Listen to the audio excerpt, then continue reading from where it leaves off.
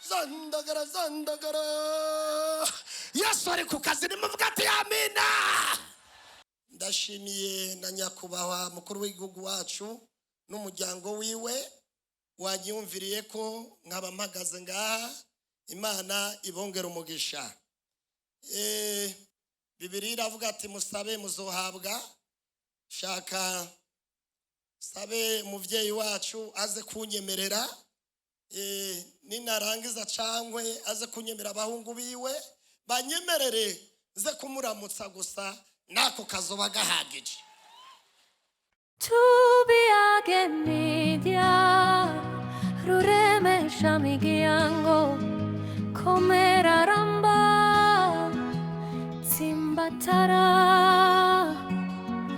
amahoro kuri twese muteramishi wacu tubiage media. Kubunaho twakira umukozi w'Imana muvuga butumwa Ntigahera Baltazar.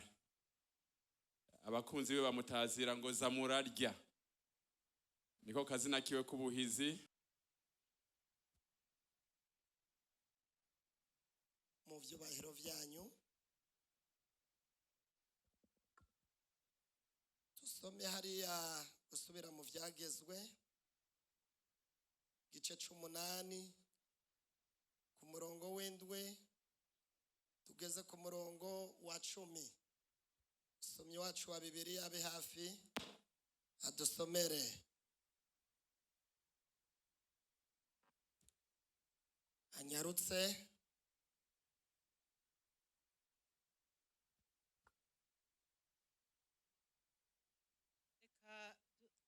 Twongere dusome mu gitabo cyo gusubira mu vyagezwe igice 8 duhere ku murongo w'indwi dushikane ku murongo w'10. Kuko uhoraho Imana yanyu abajanye mu gihugu ciza, ni igihugu kirimwo imigezi, amariba n'amasoko byatobotse mu myonga no ku misozi. Ni igihugu kibamwo ingano, sayiri, imizabibu, imisukoni n'imikomangoma. Ni igihugu kibamwo imyelayo n'ubuki. Ni igihugu muzokenukirwamwo ivyo kurya, ntimugire ico mugikeneramwo. Ni igihugu kirimwo amabuye y'ubutare n'imisozi mwoshobora kwimbamwo imiringa.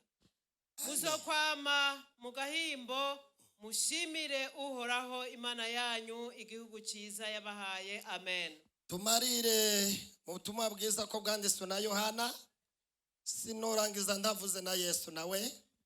Igice ca 5 ku murongo w'indwi tuce tuzinga Bibiliya. Yohana igice ca 5 ku murongo wa 17. Uwo murongo umwe gusa. Ubutumwa bwiza nkuko bwanditswe na Yohana igice ca 5 umurongo wa 17 avuga ngo Yesu arababwira ati, Data arakora kugeza n'ubu nanje ndakora. Amen. Amen. Amen. Mugira mugenzi wa mubwira ati humura, Yesu ari mu kazi. Ari mu kazi. Mu gihugu tugiye kwinjiramwo Yesu ari mu kazi.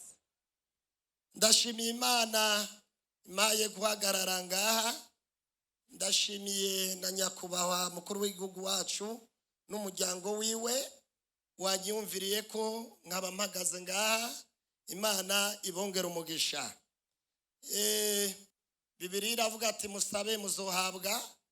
Shaka sabe umuvyeyi wacu aze kunyemerera, ninarangiza cangwe aze kunyemera abahungu biwe banyemerere ze kumuramutsa gusa nako kazoba gahagije.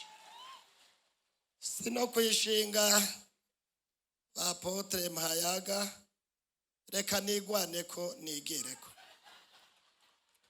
No kwigwanako unyemereze kukuramutsa gusa nigire ako gusa. Zomara iminsi madame yanyoza hose ndahakoreko ako gusa. Nyakubahwa mukorera Imana ize kubaramutsa. Haleluya, haleluya, haleluya. Abari hariya haleluya, haleluya. kuva kuwa mbere tujya ijambo ry'Imana, cyo gituma ako karirimbo na kompojeza murajya. Kuwa kabiri tujya amajambo y'Imana ingambo zose. Nibaza umuntu wese yaramaze kwakira, reka muri minota yanjye tukaririmbe. Ndashaka wuguruke uririmbe ukoma amashi, kubera kwifata ubuseriye cyane urashobora kugwara. Bavuga iyo umuntu yifashe ubuseriye cyane ari imitsi ziba. Rero ugerageze uguruke undirimbire gusa uvuga ati izamurajya. Muva kagoye izamurajya. Muvyase nawe ntumbera kuri aba bene wacu.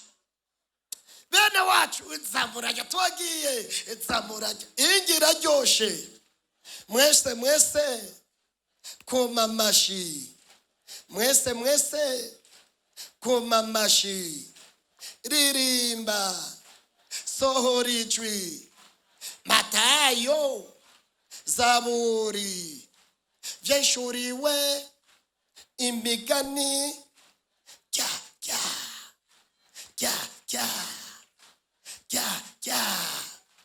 Umugabo ayiriye nakubita umugore. Umugore ayiriye yubaha umugabo. Umukobwa ayiriye aratekereza. Umutama ayiriye nasaza. Nico gituma umuvyeyi wacu umengana umujene kubera yinjya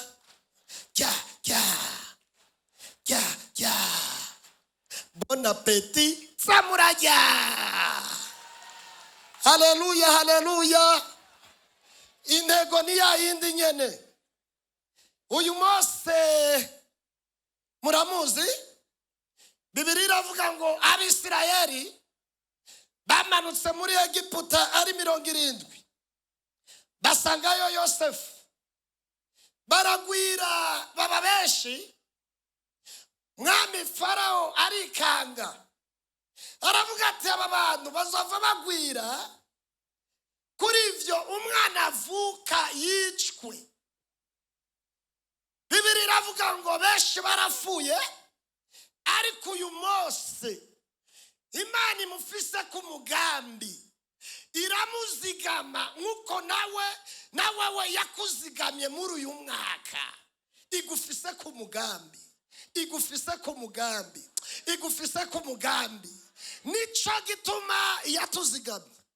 Bibiri iravuga ngo mama wiwe agerageza kumunyegeza ngo amushira ngo mukanu kamwe, ngo amushira ngo kuruzi. Bibiri iravuga ngo umukobwa wa Farao ngo w'umwami ngo yumvi yashu aravuga ati genda agomba koga. Baramwati genda hoge. Aravuga ati kandi jewe sishaka koga muri pisine, shaka koga kundahangwa. Kandi Mose niho yarari. Muri iyi minsi agira ibintu Imana itazicuya kugira utabagwe mu izina rya Yesu. Uyu mwaka tuyinjiramo hagira ibintu Imana itazicuya, ya dosiye yawe genda imbere mu izina rya Yesu. Muri iyi minsi Imana agira ikintu itazicuya uronke bonane mu izina rya Yesu. Umukobwa wa Farao yumvi yashu yanga koga muri pisine, aja kundahangwa. Kandi Mose niho yarari. Haleluya, haleluya. Bibiri iravuga ngo agiyeyo asanga kabebe kariko kararira. Uyo ni Mose ngo acarakura. Bibiri iravuga ngo bavayo ari benshi, ari 3 ngo baragenda ngo bashika ahantu ngo Imana nyakubahwa ibagaburira manu barayijya imyaka 40 yonyene gusa. Imyaka 40. Nasomye Bibiliya mwijoro, manu yari meze nk'ubugari. Ubugari n'izindi nga sico kimwe. Izindi nga wojya ugatsindagira, ariko ubugari beneda iyo buriye ukabuhaga bufata. Curaba imyaka 40 umwaka umwe ubugari, imyaka 10 ubugari, 20 ubugari, 30 ubugari, 35 yebaba we. Bibiri ravuga ngo baravuga ati rero turarambiwe n'iyi Mana. Babwira Mose bwira Imana yawe turambiwe n'amanu tugamba yuko iduhindurira. Muri uyu mwaka tugiye kwinjiramwo iyi Kanani yacu bivyiza kuri intego yacu, Imana igiye kuguhindurira mu izina rya Yesu. Muhira iguhindurire, kukazi guhindurire, mumuzi guhindurire, abari hariya ibahindurire mu izina rya Yesu. Dufise Imana ihindurira umuntu, wirabahindurira ibaha akanyama. Hashika rero Mose yariko arabasezera, aya n'amajambo yo gusezera. Yariko arabasezera abona kiriya gihugu, aravuga ati Uhoraho Imana yanyu azobageza mu kiriya gihugu. Ni igihugu ciza kirimwo amazi, kirimwo imigezi, ngo harimwo ngo n'ubuki, ngo n'ingano, ngo Uhoraho Imana yanyu azobagezamo kandi muzobironka. Twasomye Bibiliya, Yesu akubita itangazo ngo data arakora kugeza n'ubu nanje ndakora. Ivyo vyiza rero tugomba kubicakira mu mwaka mushasha tugiye kwinjiramo. Bisaba gukora kubera tumvise ngo data arakora kugeza n'ubu na Yesu arakora. Nimuvuga ati amina. Yesu ari ku kazi, Yesu ari ku kazi, Yesu ari ku kazi. Uravye amezi yose guhera mu kwa mbere gushika mu kwa 12 ni Yesu ari ku kazi. Uravye ingene wagiye, urumva ibaze kumara amezi 12 ugenda n'imodoka, bagutwara n'imodoka, shoferi ntagware intandara. Mbwirira mugezi ngo ati Yesu ari ku kazi. Uzagwa intandara ariko arahitwara ni none umwaka uraheze, mu kwa kabiri, mu kwa kane, n'uyu munsi Yesu ari ku kazi. Nimuvuga ati amen. Data arakora kugeza n'ubu na Yesu arakora, ari ku kazi. Nimuvuga ati amina. Ari ku kazi araharira ivyaha, ari ku kazi arabohora. Oya, Bibiliya iravuga ingene Yesu ari ku kazi.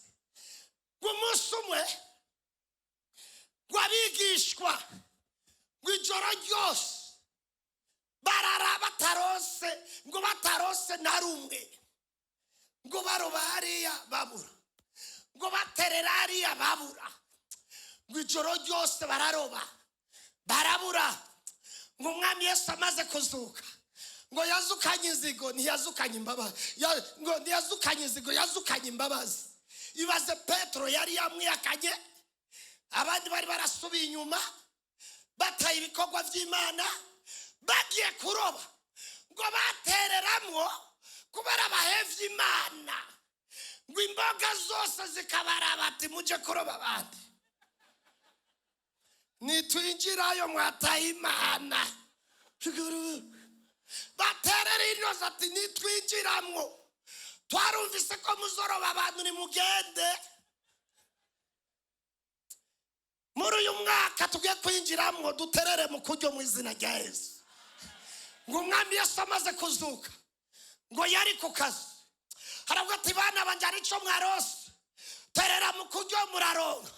Bibiliya iravuga kujya ati ngo baterera mu kuryo. Nimurindire gatoya ndabwira ingene vyagenze gatoya. Ngo batereye mu kuryo, ngo batereye mu kuryo, ngo imboga zose ahantu zari ziri ngo ziravuga ati Yesu ari mu kazi. Ngo zose no mu rusenga ngo bakweze biranka. Babwira abagenzi bati nimudutabare, ngo baca barabatabara. Zimwe bazishira ku musozi, izindi baja kugurisha. Aho niho havuye rya jambo rivuga ati zandagara. Yesu ari ku kazi, nimuvuga ati amina. Yesu yavuze ubutumwa agenda ataburangije, n'aba Pawulo bagenda bataburangije, najye sizo burangije, ndarangije. Amen. tubiage media ruremesha migiango komera ramba tsimbatara amahoro kuri twese muteramishi